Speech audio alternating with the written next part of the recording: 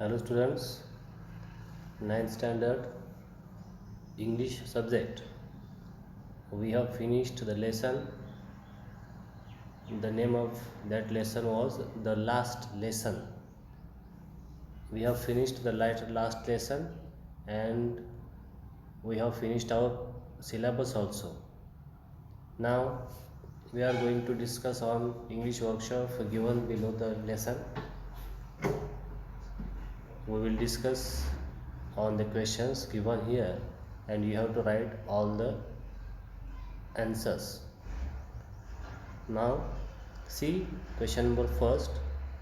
Find the meaning of the following words from a good dictionary. Here you can take any good dictionary, not only Oxford. You can take any dictionary, but it may be good. Find the meaning of the following words from a good dictionary. चांगल्या डिक्शनरीमधून खाली दिलेल्या शब्दांचे अर्थ शोधण्याचा प्रयत्न करा आणि याचे अर्थ सांगा. उदाहरणार्थ सॉमिल हे शब्द दिलेले आहेत, त्याचे अर्थ तुम्ही चांगल्या डिक्शनरीमध्ये बघून लिहायचा आहे. Sawmill, Prussian, apprentice, nuisance, cranky, hold fast to something, at one stroke and might या सर्व शब्दांचे अर्थ तुम्ही चांगल्या डिक्शनरीमध्ये शोधायचे आहेत आणि लिहून सगळी ही जो वर्कशॉप आहे हा सगळा पूर्ण करून त्याचे फोटो काढून आपल्या व्हॉट्सॲप ग्रुपवरती तुम्ही पाठवायचे आहेत. पुढचा प्रश्न बघूया. List the people and their occupations mentioned in the story. List the people या ठिकाणी जे लोक दिलेले आहेत अँड देअर ऑक्युपेशन म्हणजे काय? व्यवसाय. या ठिकाणी जे लोक सांगितलेले आहेत आणि त्यांचा व्यवसाय सांगितलेला आहे, तर त्या व्यवसायाबद्दल या कथेमध्ये जेवढे काही व्यवसायांचा उल्लेख झालेला आहे. For example, who is M Hamel? M Hamel is a teacher, right. मग टीचर हा काय झाला? व्यवसाय झाला, बरोबर. Occupation, it is occupation. So you have to write all the occupations given or mentioned in the story. या स्टोरीमध्ये जेवढे काही व्यवसायांचा उल्लेख झालेला आहे ते सर्व व्यवसाय तुम्ही लिहायचे आहेत. फॉर एक्झाम्पल आपण सांगितलं एक teacher, teaching is a occupation. तर बाकीचे जेवढे काही आलेले आहेत व्यवसाय तेवढ्या सगळ्या व्यवसायांची नावं द्यायची. पुढं बघूया. Third, find 5 words ending with ing and 5 words ending with ed from the lesson. You have to read the lesson first. तुम्ही धडा वाचा आणि धडा वाचत असताना आपल्याला काय करायचं आहे की असे 5 शब्द लिहायचे आहेत, शोधायचे आहेत की ज्या शब्दांचा एंड हा ING झालेला आहे. तर असे 5 शब्द आपल्याला लिहायचे आहेत आणि परत 5 शब्द असे लिहायचे आहेत की ज्याचा शेवट हा ED झालेला आहे. तर 5 शब्द ज्याचा शेवट ING झालेला आहे आणि 5 असे शब्द की ज्याचा शेवट ED झालेला आहे. असे 5 10 शब्द आपल्याला लिहायचे आहेत. पुढचा प्रश्न बघूया. Question number 4. Find 5 examples of commonly used past participles from the story. For example, said or learned. See, find 5 examples of commonly used past participles. आता बघा की पास्ट पार्टिसिपल आपल्याला शब्दांचे लिहायचे की जे या ठिकाणी सर्वसाधारणपणे त्याचा उल्लेख झालेला आहे. उदाहरण दिलेलं आहे या ठिकाणी की सेड आणि लर्न्ड. सेड हा पास्ट पार्टिसिपल आहे सेचा, बरोबर. आणि लर्न ह्याचा पास्ट पार्टिसिपल आहे लर्न्ड. तर हे उदाहरण म्हणून तुम्हाला दिलेले आहेत. तर असे जनरली यूज होणारे पास्ट पार्टिसिपल्स तुम्ही शोधायचे आहेत आणि 5 पार्टिसिपल्स या ठिकाणी तुम्ही लिहायचे आहेत. पुढचा प्रश्न बघूयात.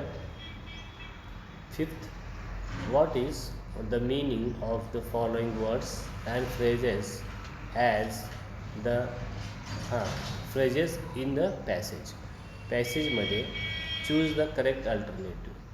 पॅसेजमध्ये तुम्हाला त्या अर्थाची फ्रेज जी आहे ही कोणती आहे, नेमक्या अर्थाची फ्रेज तुम्हाला दिलेल्या पर्यायामधून शोधायच्या आणि लिहायच्या. बघा, A dash was in great breed of, म्हणजे इन ग्रेट ब्रीड ऑफ या फ्रेजशी तंतोतंत जुळणारी तंतोतंत म्हणजे काय म्हणूया आपण, तंतोतंत त्याच मिनिंगची आपल्याला फ्रेज लिहायची आहे. मग ती या पर्यायामधून लिहायची. Was in great hall, was in great demand, was afraid of आणि वॉज अँग्री विथ यापैकी कुठल्या फ्रेजची तंतोतंत मिनिंग हा इन ग्रेट ब्रीड ऑफ शी होईल, ती फ्रेज आपल्याला या ठिकाणी लिहायची आहे, की त्या अर्थाची फ्रेज आपल्याला लिहायची आहे. पुढं या चारमधून दुसरं वाक्य बघा. B dash did not know the first word about them. बघा, dash did not know the first word about them या अर्थाची फ्रेज लिहायची आहे, की did you know anything about them, did you care about them, knew all the words except the first word, had not learned them by heart. तर ह्याच्यामधलं कुठली phrase ही वर दिलेल्या फ्रेजच्या अर्थाची आहे ते लिहायचं आहे. नेक्स्ट सी बघूया. Terrible iron ruler, that means a great king, a ruler made of poor quality iron, a magic ruler, और fourth ruler with which the master hit the student hard. तर terrible iron ruler या अर्थाची phrase कोणती आहे ती आपण या ठिकाणी लिहायची आहे. Next one. D dash dash got a little cover my fright, little over my fright. Dash dash got a little over my fright या अर्थाची फ्रेज बघा. Got very frightened, got something because I was frighten, because became little, and fourth one got less frightened. तर got a little over my fright या वाक्यप्रचाराला समानार्थी म्हणजे त्याच अर्थाचं साधारणतः फ्रेज तुम्ही यातनं शोधून लिहायची आहे. त्यानंतर E what a thunderclap these words were to me. What a thunderclap these words were to me. It means the words came as a shock. He shouted the words at me.